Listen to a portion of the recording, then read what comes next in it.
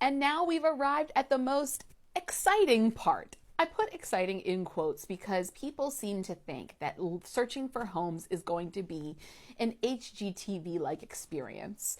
And the bottom line is that for most people, it is not. Why? Well, everybody's seen the memes about HGTV and how people, have the most extravagant budgets with the teeniest, tiniest paying jobs on the planet, right? I mean, people are freelance chipmunk hoarders and they have a budget of $800,000. And so the houses they're looking at are gorgeous. And even if you are not a freelance chipmunk hoarder or whatever, you look at those houses and you think that that's what you can afford when you go out to look at houses. And that's really, I think the humor in the meme is that that's not the case. That is not what most people find. Most people find stuff that needs work. Most people find stuff that doesn't meet all of their needs right off the bat. And that's okay. That's part of the process. Let's talk about your budget. So as I said before, if your budget's $250,000, a $250,000 house with $1,500 taxes is different monthly than a $250,000 house with $3,000 taxes. That also being said, if you're moving into a community with an HOA, the HOA is figured into your monthly budget. So if your budget's $250,000 and you're looking at a house that's $250,000 and it has an HOA, you can't afford that house. Let it sink in. You can't afford that house. So when you're ready to find the one, what are some common obstacles that we see that come up when you find the house of your dreams? Obstacle number one, there are multiple offers. That's been happening a lot for the past year and a half in real estate. It's because we're in a very low inventory situation. You might like that house, but guess what? The house that you think about tonight is the house that somebody else thought about last night and they've already put an offer in.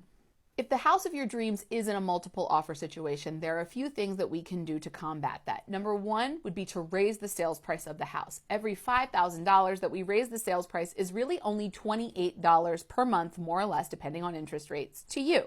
A lot of people opt to raise the sales price in order to make the offer more attractive to the sellers. Another way to make your offer more attractive is to lower the amount of closing cost assistance that you are going to pay. Closing costs for the buyer is between 4 and 6%. Now, mostly I get my sellers to pay for closing costs. That's just a really awesome trick that I have. If it gets into an extreme multiple offer situation, then we have to just say, hey, listen, it's fine. We would rather pay $5,000 out of our pocket and get this house than not. Another way to make the offer more attractive, and this just happened on a house that we sold in Anne Arundel County, is that we put in what's called an escalation clause. That means that we are saying, hey, whatever offer you got out there, we'll beat it by X amount. In this case, I believe it was $500. Another aspect that is really attractive to the seller that we'll talk about in the next episode is agreeing to take the house as is, but we'll get into that next time. I've experienced it all at this point. I was the person where I only had to go look at one house. That was it. I've entered into one house when I purchased a home. Both times I purchased a home. I am actually the ideal client. I have only ever bought 2 houses and I have only ever gone on 2 showings myself as a client. Yeah, it's true. The first house I bought because my friend was selling it to me. The second house I bought, I did all of my research beforehand. I looked for months and months and months. And not only that, but before my agent took me out, I drove around to all the houses myself. And I was climbing around people's backyards and doing the dirty work and doing the damn thing. That way, when it was time, all I needed was my agent to help me actually finalize and write the paperwork. Now, we don't want to contract the disease that I like to call bigger, better-itis, where you're in the house, you're like, oh my God, this is the one, this is the thing. We're on the way home from the house and I get notifications that you're sending me texts with other houses because you're like, but what if this one's better? What if that one's better? What if you say to yourself, I really want to write an offer on this house, but I want to see if anything else comes up. You can't really have it both ways. I will tell you that your gut feelings are always right. I have plenty of people who don't go with their gut and then they constantly compare all houses to the one that they never ever moved on. And I have to be gentle but firm. I'm actually firm and not really gentle when saying, well, you decided that you didn't want to move on it. So therefore, I have no sympathy for you. I don't want you to think about that house ever again. Move on. We have other things to do. It's true. If you were to see somebody across the room and you did not make a move on them, you're the only person to blame for that. It's the same thing with a house. Sorry, not sorry.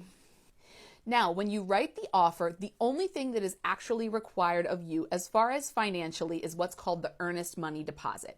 The earnest money deposit is in the contract. You usually do 1% of the sales price. You write a check. That is to ensure that you don't go all over town and write 5 different offers and just see which one comes back and which house you really like at the end of the day.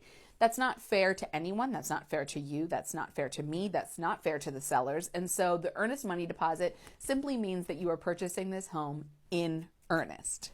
The money that you put down, that 1%, is deducted from what you are required to bring to closing. I've had clients who, through down payment assistance programs or other means, get that money back at the closing. They write a check for $1,000 and then at closing they leave with a $1,000 check. It's kind of awesome.